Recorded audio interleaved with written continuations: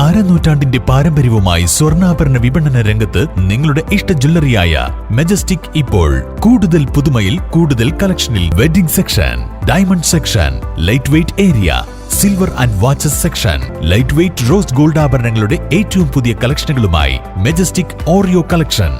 ഏറ്റവും കുറഞ്ഞ പണിക്കൂലിയിൽ മലപ്പുറം ജില്ലയിലെ number 1 jewellery majestic Jewellers, Thazhepalam, Tirur.